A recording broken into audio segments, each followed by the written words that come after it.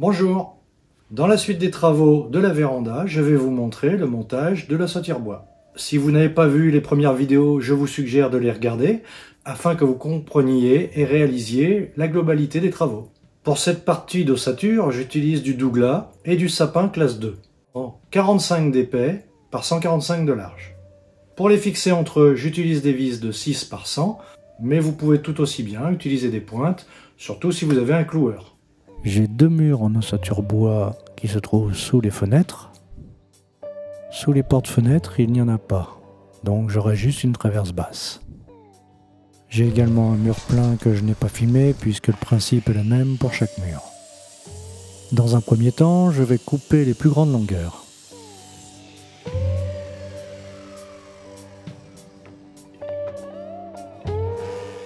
Je rafraîchis les bouts si ceux-ci ne sont pas d'équerre. Je précise tout de suite que chaque bois doit être traité après la coupe.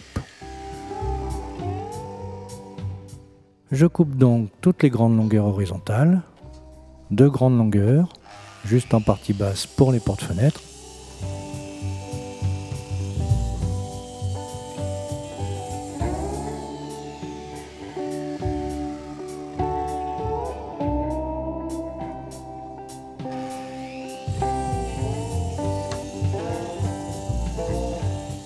Quatre longueurs pour deux murs, partie haute et basse. J'ajuste les coupes si celles-ci ne sont pas d'équerre, notamment pour la coupe contre les rondins en bois de boue. Je coupe également les linteaux de fenêtre et les linteaux.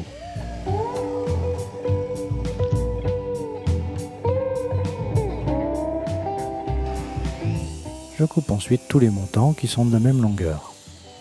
Je mets des premières pièces de bois coupées comme gabarit. Cela m'évite de confectionner un système de butée au milieu de la table de jardin.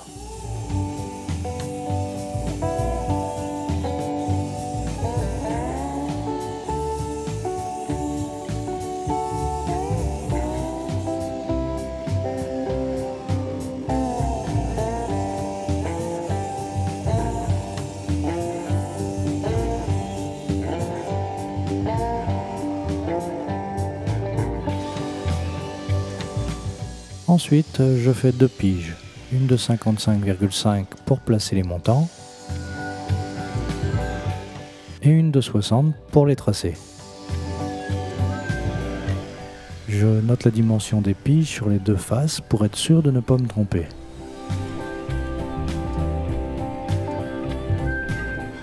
J'exécute les coupes d'angle dégagement sur les traverses basses des portes-fenêtres et également sur les linteaux des fenêtres. Si vous vous souvenez, la jonction des rondins m'obligeant à décaler la porte-fenêtre et donc la lisse basse vers l'arrière, celle-ci dépasse des poteaux à l'intérieur. Donc j'étais obligé de faire des petites coupes d'angle sur celle-ci. Là il va y avoir une découpe, là aussi, pour pouvoir aller dans les angles là-bas. Au démarrage, je me mets à 23 mm. Même si c'est pas exactement la moitié. Et après, je trace tous les 60. Pour parfaire la chose, on pourrait faire une pige plus courte pour le démarrage, 57 cm, puisque l'OSB devrait commencer au ras du montant et non à l'axe. Mais ici, comme je n'ai pas de hauteur, je placerai les plaques d'OSB dans la longueur. Normalement, celle-ci se pose verticalement, pour des plaques de 2,80 par 119,6. Comme il y a des angles coupés, là, va falloir faire attention en mettant la vis. Je recouperai le cadre à la fin quand il sera tout monté.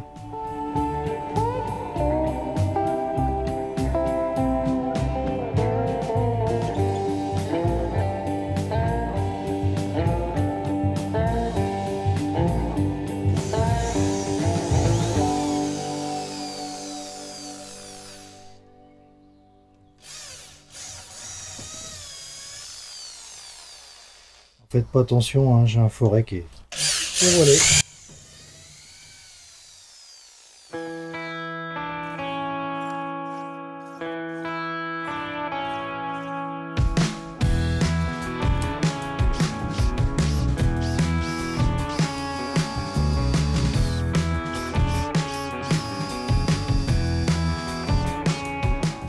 latte de bois. Pareil que pour tout à l'heure, nous pourrions faire une latte de bois plus courte pour le premier intervalle, 53 cm je crois, si nous voulons tomber juste avec les plaques.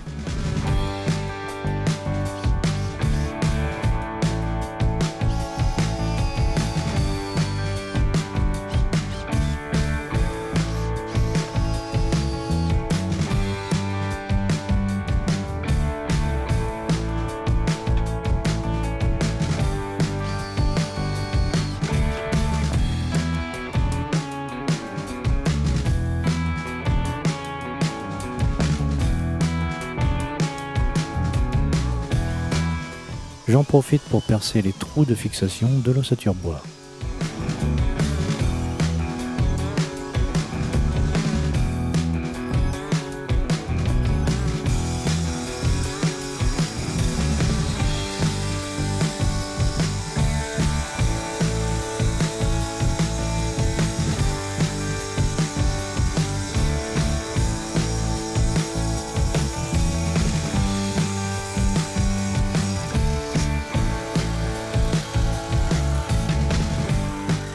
Pour l'étanchéité, j'utilise un mastic-colle. Pour faire ce joint, je décale la cloison de quelques centimètres vers l'intérieur. Je fais mes cordons et je la réavance après. Cette technique me permet de ne pas en mettre partout du fait que l'espace entre les poteaux et la cloison est vraiment étroit. J'avance la cloison sur la lisse basse, contrôle le niveau et fixe d'abord la partie basse sur la lisse en vérifiant l'alignement. Je revérifie le niveau avant de mettre une vis en partie haute. Je fais sensiblement la même chose de l'autre côté et complète le reste des vis. Pour les vis en partie basse, ne pas mettre de vis trop longues, ou sans quoi vous seriez dans la dalle. Je prépare ces extrémités pour mettre des tire-fonds en veillant de ne pas tomber dans ceux de la lisse basse.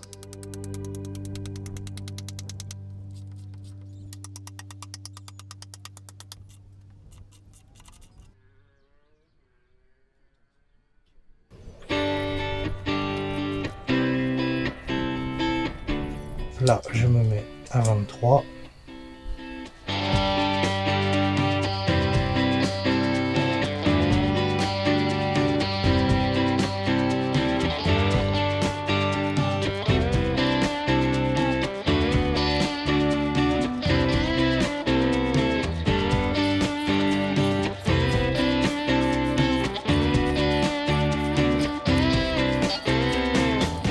Je fais mon perçage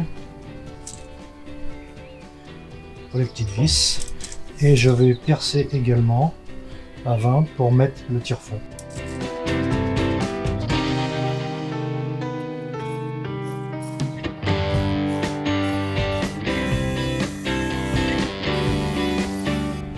Je vais tracer également les perçages pour fixer contre les poteaux.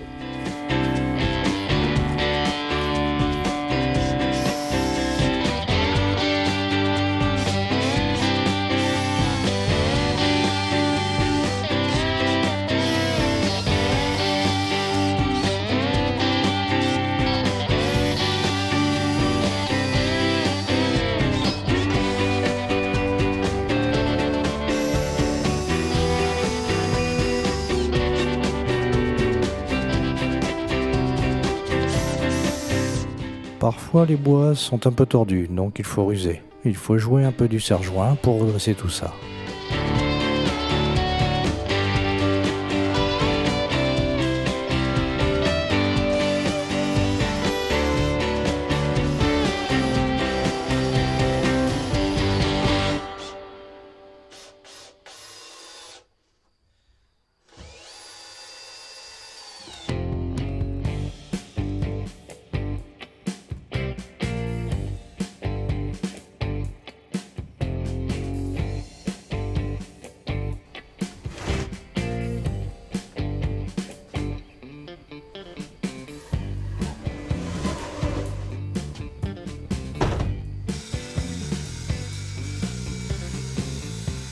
Je refais une coupe à 45.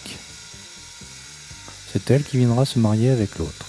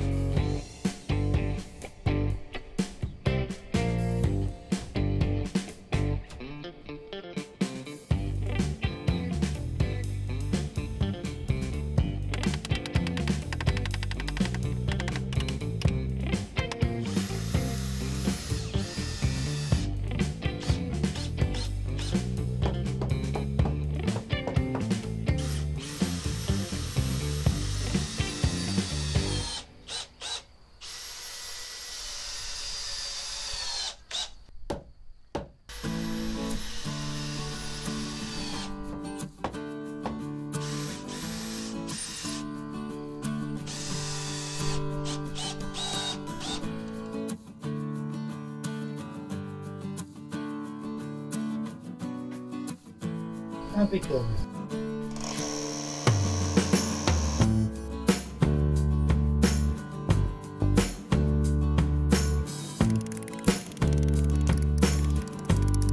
C'est vraiment dommage que, comme pour l'autre côté, la jonction des rondins tombe ainsi, m'obligeant à déplacer la cloison vers l'intérieur.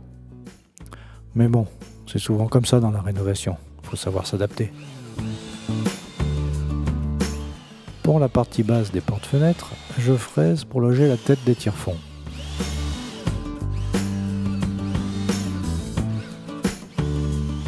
Puis je perce pour passer ce tire-fond en prenant garde de ne pas toucher le béton.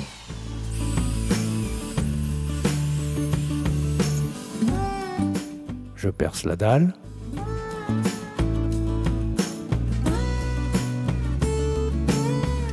Passe les tire-fonds, je les serre.